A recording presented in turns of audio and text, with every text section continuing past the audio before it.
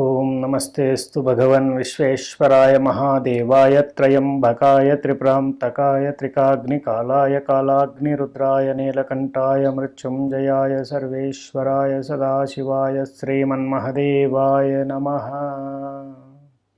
ఓం నమః శివాయ. నేను మీ శ్రీకృష్ణ చాముండేశ్వర్ మహర్షి ఛానల్ రుద్రాక్ష వైభవం మీకు ఈరోజు ఒక మంచి ప్రోగ్రాంగా ఈ కార్యక్రమం చేస్తున్నాము. దీంట్లో అనేక సమస్యలతో బాధపడుతున్న వారికి ఎటువంటి పరిహారం చేసుకుంటే మనకి తొందరగా పరిష్కార మార్గం లభిస్తుంది, అనేక సమస్యల్లోంచి ఎలా బయటకు వస్తాం అనే క్రమంలో సుదీర్ఘంగా ఎన్నో పరిశోధనాత్మకమైనటువంటి పరిహారాలు చేస్తూ ఒక అద్భుతమైనటువంటి ప్రణాళికగా కొన్నిటిని మేము గ్రహించడం జరిగింది. వాటిని మీకు వెసులుబాటుగా చెప్తున్నాను. వాటిల్లో సాధ్యమంత వరకు అన్ని పరీక్షించిన రెమెడీలే. మీరు కూడా ఒకసారి ప్రయత్నం చేసి తద్వారా దానివల్ల మీకు మంచి ఫలితాలు వస్తే, దానివల్ల మీకు శుభాలు కలిగితే మా యొక్క ఈ ప్రోగ్రాంకి మంచి సార్థకత అనేది ఏర్పడినట్లుగా మేము భావిస్తాము. తప్పకుండా ఈ యొక్క రెమెడీస్లో చాలామంది వస్తుంటారు, చాలామంది ఏడుస్తుంటారు, చాలా సమస్యలు చెప్తుంటారు. అసలు వీళ్ళకి ఎన్ని ప్రాబ్లమ్స్ ఎందుకు వచ్చాయన్నట్టుగా ఉండే సమస్యలు చాలా ఉంటాయి. ఒక్కొక్కరు సమస్యలను కొని తెచ్చుకుంటూ ఉంటారు. అలాంటి పరిస్థితుల్లో ఉన్న వారికి ఎన్ని చెప్పినా అర్థం కాదు. ఒక్కొక్కరు దాదాపు దగ్గర దాకా వచ్చి కొంత అవగాహన లేక సరిగ్గా చేయలేక మళ్ళీ చేయాల్సిన పరిస్థితులు వస్తూ ఉంటాయి.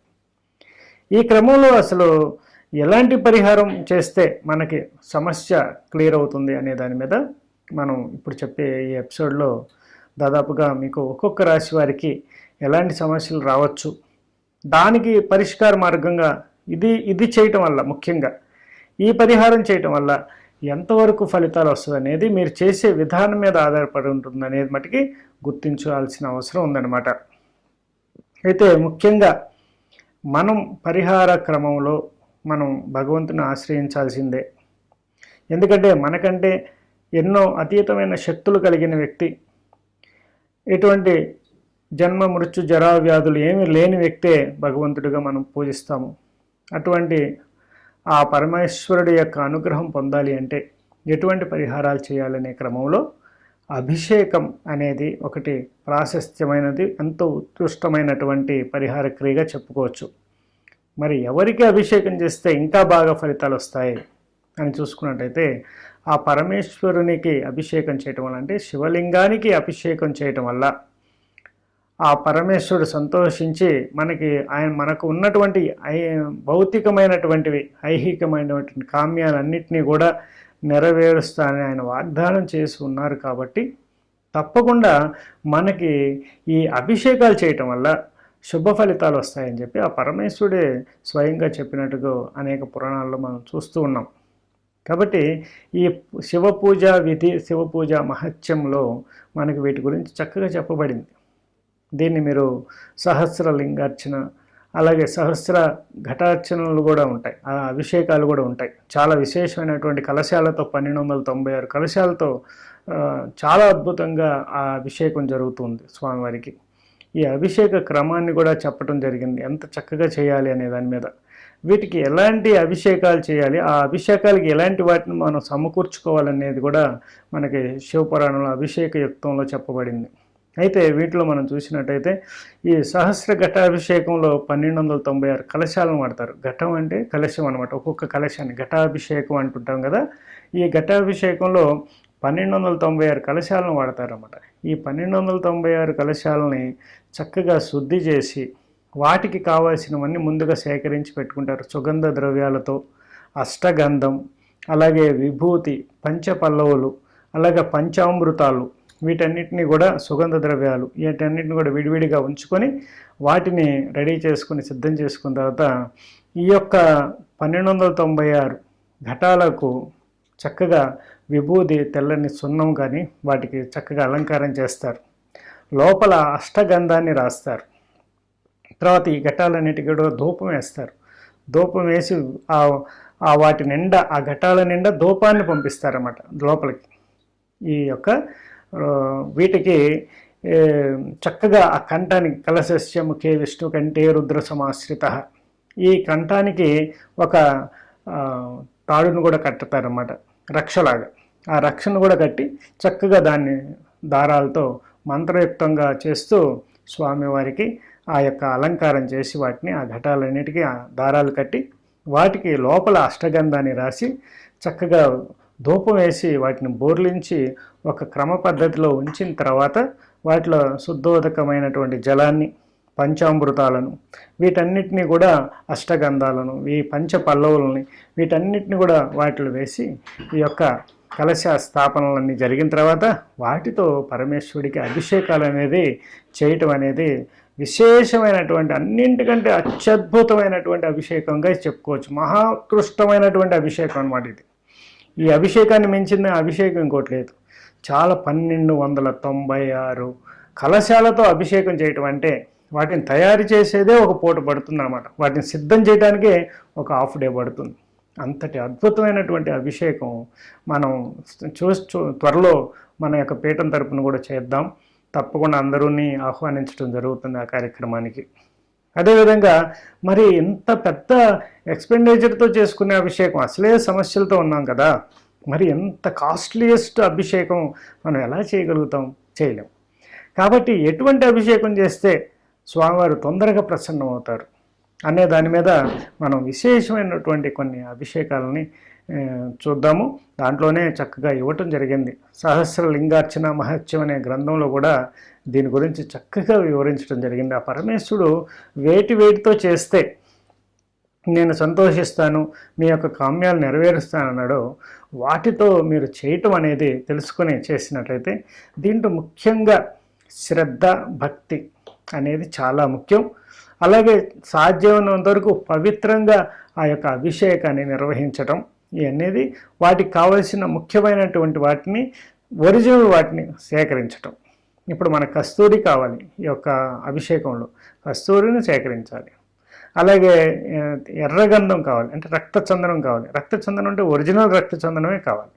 ఇలా ప్రతిదాన్ని కూడా శుద్ధమైనవి, ఒరిజినల్ వాటిని మాత్రమే ఈ అభిషేకాల్లో వాడినప్పుడు మనకి ఒరిజినల్ రిజల్టే వచ్చేస్తుంది ఆటోమేటిక్గా. కాబట్టి ఏ రాశుల వారికి ఎటువంటి సమస్యలు వస్తాయో మాకు జాతక చక్రం ప్రకారం తెలుసు. కాబట్టి వాటికి సంబంధించిన వాళ్ళు, ముఖ్యంగా ఈ రాశిలో వాళ్ళు ఈ యొక్క అభిషేకం చేయటం వల్ల తొందరగా బయటపడతారనే ఒక విషయాన్ని నేను ఈ సందర్భంగా ఏ రాశుల వారికి ఎటువంటి అభిషేకం చేస్తే మంచిదో మనం తెలియజేస్తాను. దాన్ని చక్కగా వినండి. తప్పకుండా చాలా ఈజియెస్ట్ రెమెడీ, చాలా ఖర్చు కూడా చాలా తక్కువ అయ్యే రెమెడీ. మనకి డబ్బులు కూడా ఖర్చు అవ్వు, ఒక్క భక్తి ఖర్చు అవుతుంది. భక్తి ఎప్పుడైతే ఖర్చు అవుతూ ఉంటుందో మీకు పుణ్యం ఫిక్స్డ్ డిపాజిట్లో పేమెంట్ వచ్చి పడుతున్నట్టుగా పడిపోతూ ఉంటుంది. మీరు ఎంత భక్తిని పెంచుతారో, భక్తి కూడా పిచ్చి భక్తి కాదు, చక్కటి భక్తి, శ్రద్ధ అయిన భక్తితో ఉండాలి. అది నిజమైన భక్తితో చేసినట్లయితే తప్పకుండా మీకు రిజల్ట్ పొందుతారు, నాది గ్యారెంటీ. అంత అద్భుతంగా ఈ అభిషేకాలు రాయబడ్డాయి. వాటిని శ్రద్ధగా చేసి చూడండి, చాలా మంచి ఫలితాలు. నేను అన్ని అభిషేకాలు చేశాను. ఒక్కొక్క అభిషేకానికి నేను ఎంతో తన్మయత్వం చెందాను. నిత్యము అనేక సుగంధ ద్రవ్యాలతో మా యొక్క స్ఫటిక మరకత లింగానికి విశేషమైనటువంటి అభిషేకాలు ఉదయం నుంచి దోష అభిషేకం వరకు జరుగుతూనే ఉంటాయి. చాలా విశేషంగా జరుగుతాయి. వాటిని నేను చేసినప్పుడే తన్మయత్వం చదివితే ఆ పరమేశ్వరుడు చేయించుకుంటున్న ఆయన ఇంకెంత తన్మయత్వం పొందుతాడో ఒకసారి ఆలోచించండి. చక్కగా చేయండి అభిషేకాలు. ఇంకేదైనా డౌట్ ఉంటే ఒకసారి కాల్ చేసి దానికి సంబంధించిన వివరాలు తెలుసుకోండి. లేకపోతే 1కి 2 సార్లు వినండి. మనం కావాల్సింది ముఖ్యమైనటువంటి వస్తువు మనం మట్టి, అంటే మృత్తిక అంటాం కదా, ఈ మృత్తికతోనే చేయాలి. మన సైకత లింగం అంటాం కదా, ఈ సైకత లింగాన్ని చేయడానికి పుట్టమట్టిని సేకరించండి. పుట్టమట్టి బయట దొరుకుతుంది, ఇప్పుడు కొంతమంది అమ్ముతున్నారు కూడా. వాటిని సహజంగా మీరు సేకరించుకొని పెట్టుకోండి పుట్టమట్టి. చక్కగా ఆ పుట్టమట్టితో ఏమేం కలిపి చేస్తే మంచి ఫలితాలు వస్తాయి అనేది నేను ఇప్పుడు ప్రతి ఎపిసోడ్లోనూ చెప్పడం జరుగుతుంది. కాబట్టి మూలకమైనటువంటి ద్రవ్యం అయితే పుట్టమట్టి, దీన్ని మనం స్టోర్ చేసి పెట్టుకోవాలి. తప్పకుండా ప్రతి అభిషేకాన్ని మీరు టచ్ చేసినా కూడా, అంటే మీరు ఈ 12 ఎపిసోడ్లు చక్కగా చూడటానికి ప్రయత్నం చేయండి. కాబట్టి దాంట్లో ప్రతి ఏదో మీకు అనుకూలంగా ఉన్న అభిషేకం టచ్ అయితే ఆ అభిషేకాన్ని చేసి చూడండి, చాలా మంచి ఫలితాలు పొందే అవకాశం అయితే ఉంటుందన్నమాట. అయితే దీనికి కొన్ని నియమాలు ఉంటాయి, అవి కూడా నేను చెప్తాను. దాని ప్రకారం చక్కగా చేసి చూడండి, చాలా మంచి ఫలితాలు పొందుతారు. మీనరాశి. మీనరాశి అంటే పూర్వభద్ర, ఉత్తరాభద్ర, రేవతి. ఈ 9 పాదాల్లో జన్మించిన ఈ 3 నక్షత్ర జాతకులే మనకి మీనరాశి కిందకు వస్తారు. మీనరాశి అధిపతి ఎవరు? బృహస్పతి. గురువు యొక్క అనుగ్రహం పొందడానికి ఎటువంటి రెమెడీ చేస్తే మంచి ఫలితాలు వస్తుంది అనేది ఈ ఎపిసోడ్లో తెలుసుకుందాం. అలాగే 2 రెమెడీస్ ఉంటాయి కదా ఈ ఎపిసోడ్లో. మనం మేషం నుంచి మీనరాశి వరకు కూడా అనేక పరిహారాలకి మనం రెమెడీస్ చెప్తూ వచ్చాం. దాదాపు అన్ని రాశుల్లో వారికి ఎలాంటి ప్రాబ్లమ్స్ రాబోతున్నాయి, వాటికి సంబంధించిన రెమెడీస్ పరంగా ఏదైనా అభిషేకం చేస్తే మంచి ఫలితాలు వస్తుందా? ఎందుకంటే మనం చాలా అభిషేకాలు, రకరకాల అభిషేకాలు చేస్తుంటాం. కానీ ఇప్పుడు నేను చెప్పిన విధంగా ఒక కాంబినేషన్గా మీరు చేసి చూడండి, చాలా మంచి ఫలితాలు వచ్చే అవకాశం ఉంటుంది. మీనరాశి వారు ముఖ్యంగా చేయవలసిన రెమెడీలో చూసినట్టయితే సుగంధ ద్రవ్యాలతో అభిషేకం చేయడం వల్ల విశేషమైనటువంటి ఫలితాలు వస్తాయి అన్నమాట. అదేవిధంగా స్వామివారికి మట్టి అంటే మృత్తికతో చేయాలి కదా, మనం పుట్టమన్నుతో చేయాలి. ఆ పుట్టమన్నుతో శివలింగాన్ని తయారు చేసేటప్పుడు ఈ పుట్టమన్నుతో పాటు చక్కెర, పంచదారలో ఒక విప్ప పువ్వు ఉంటుంది కదా, ఒక విప్ప పువ్వు 2-3 విప్ప పువ్వులు కూడా కలిపేసి జిగురులాగా బాగా నలిపేసేసి దాన్ని ఈ మొత్తికలో కలిపేసి ఆ యొక్క శివలింగాన్ని తయారు చేయండి. అంటే విప్ప పువ్వు అలాగే పంచదారని విప్ప పువ్వుని బాగా కలిపేసేస్తే ఒక ఉండలాగా క్రీమ్ లాగా అవుతుంది. దీన్ని ఈ పుట్టమన్నులో మళ్ళీ ఈ క్రీమ్లో ఇది కలిపేసేసి ఉండలాగా చేసేసి బాగా కలిపితే బాగా మెత్తటి మట్టి అవుతుంది. అది దాన్ని చక్కగా శివలింగం లాగా తయారు చేసుకోండి. ఈ శివలింగం తయారు చేసేటప్పుడు మనం దర్భ పొలల్ని లోపల ఉంచి చక్కగా అంటే పగిలిపోకుండా ఆ యొక్క శివలింగాన్ని జాగ్రత్త తీర్చిదిద్దుకోవాలి. తర్వాత ఈ మృత్తికతోనే కోటింగ్ అంటే కొద్దిగా క్రీమ్ లాగా చేసి వాటర్ కలిపి దాన్ని కోటింగ్ ఇచ్చినట్టయితే చక్కగా అది ఆ యొక్క శివలింగం తప్పకుండా మంచిగా ఉంటుంది. ఎందుకంటే ఇది మీరు 90 దినాలు చేయాల్సి ఉంటుంది, 90 రోజులు అంటే 3 మాసాలు చేయాల్సి ఉంటుంది. ఈ 3 మాసాలు కూడా ప్రదోష అభిషేకంలో కానీ ఒక సమయం ఎన్నుకొని ఆ సమయానుసారం నియమానుసారంగా అదే టైంలో ఈ యొక్క అభిషేకం చేయడానికి ప్రయత్నం చేయండి. సుగంధ ద్రవ్యాలతో అభిషేకం చేయండి, విశేషమైన ఫలితాలు వస్తుంది. ఈ శివలింగం తయారైన తర్వాత చక్కగా సూర్యరశ్మిలో ఒక్కసారి స్వామివారికి తాకించి ఆ సూర్యకిరణాలని తాకించాలి, సూర్యకిరణాలు దాని మీద పడాలి. అలాగే తయారు చేసే క్రమంలో నీడ ఎండన ఆరబెట్టుకోవాలి. మిట్ట మధ్యాహ్నం అట్లా చేస్తే పగిలిపోతుంది శివలింగం. కాబట్టి మీరు 90 రోజులు ఆ యొక్క శివలింగాన్ని ఒకే శివలింగాన్ని తయారు చేసుకుని పెట్టాలి. కాబట్టి చాలా జాగ్రత్తగా శ్రద్ధగా ఆ యొక్క శివలింగాన్ని తయారు చేసుకోవాలి. కాబట్టి ఈ శివలింగం తయారు చేసే విధానం నేను చెప్పాను కాబట్టి చక్కగా చేయండి. చేసిన తర్వాత దాని అంతా బాగా స్ట్రాంగ్గా ఉంది అని కన్ఫర్మ్ రూఢి అయిన తర్వాత ఈ యొక్క అభిషేకం ప్రారంభం చేయండి. మధ్యలో విడిపోకుండా చూసుకోవడానికి ప్రయత్నం చేయండి. ఇక దైవేచ్ఛ మీరు ఇంకా దాన్ని ఇంకా కదిలియటం, దాన్ని రోజు ప్లాస్టింగ్ చేయటం అలాంటివి ఏమీ చేయకూడదు. ఇంకా దాని కొద్ది ఊడిపోయిందని మళ్ళీ తెచ్చి మెట్లు అతుకులేయటం ఇలాంటివి ఏమి చేయకూడదు. ఎలా ఉందో అలా ఉంచుకోవాలి. కాబట్టి ముందుగానే జాగ్రత్తలు తీసుకోవాలి. కాబట్టి ఆ విధంగా ప్రతిరోజు చేసిన అభిషేక జలాన్ని మీ యొక్క మొక్కలు వాటికి పోసేయండి. ఇలా మీరు ఈ యొక్క అభిషేకం చేసే దాంట్లో ముందుగా ఆ యొక్క శివలింగాన్ని చక్కగా చేతిలో ఉంచుకొని ధ్యానం చేయండి. ఆ పరమేశ్వరుడి యొక్క అనుగ్రహం పొందాలని, ఎటువంటి సమస్యలు ఉన్నాయో ఆ సమస్యలన్నీ తొలగిపోవాలని, అలాగే మీకున్నటువంటి ఈతి బాధలన్నీ తొలగిపోవాలని, ఆర్థిక బాధలన్నీ తొలగిపోవాలని, సంసారిక బాధలన్నీ తొలగిపోవాలని, ఎటువంటి ఇబ్బందులు ఉన్నా తొలగిపోవాలని చెప్పి స్వామివారిని బాగా ప్రసన్నంగా వారిని వేడుకుంటూ శ్రద్ధాభక్తులతో ధ్యానం చేయాలి. ఆ ధ్యాన ప్రార్థనా శ్లోకం కూడా ఉంటుంది. ఆపాతాళన బస్థలాంత భువన బ్రహ్మాండమా విస్ఫురతు జ్యోతిస్పాటికలింగమౌళి విలసత్ పూర్ణేందువంతాప్లుతై అస్తోకాప్లుతమేకమీశమనిశం రుద్రానువాకాన్ జపేత్ ధ్యాయే ఈప్సిత సిద్ధయే ధృతపదం విప్రో విసిచ్చేత్ శివం బ్రహ్మాండ వ్యాప్త దేహభసిత హిమరుచా భాసమానా భుజంగై కంఠే కాలకపర్దాకరిత శశికళా చండకోదండహస్త త్యక్షారుద్రాక్షమాలా భూషా ప్రణతభయహరా శాంభవా మూర్తిభేద రుద్రా శ్రీరుద్ర సూక్త ప్రకటిత విభవన ప్రయచ్చంతు సౌఖ్యం. కంటికి చక్కగా తాకిచ్చి అనుగ్రహించండి అని చెప్పి ప్రసన్న నేత్రాలతో ఆ శివలింగాన్ని దర్శించి చక్కగా ప్రతిష్ఠ చేసి తర్వాత ప్రాణప్రతిష్ఠ మంత్రాలతో చేసుకోవాలంటే చేసుకోండి, నమ్మక చమకాలతో అభిషేకాలు చేసుకోవాలంటే చేసుకోండి. మీ వల్ల కాకపోతే ఎవరినైనా అయ్యగారిని పిలిపించుకొని చక్కగా అభిషేకం చేయండి. అది 90 రోజులు అద్భుతమైనటువంటి దీక్షగా మీరు చేసినట్టయితే ఎక్స్పెండిచర్ అయితే అయింది, కానీ చాలా చాలా ఫలితాలు మీరు పొందుతారన్నమాట. ఎంత అద్భుతమైనంటే మీకు మీరు చేసుకోండి, అవకాశం ఉంటే అలాగే చేయండి, లేకపోతే చేయించుకున్నా కూడా మంచి శుభ ఫలితాలు పొందే అవకాశం ఉంటుంది.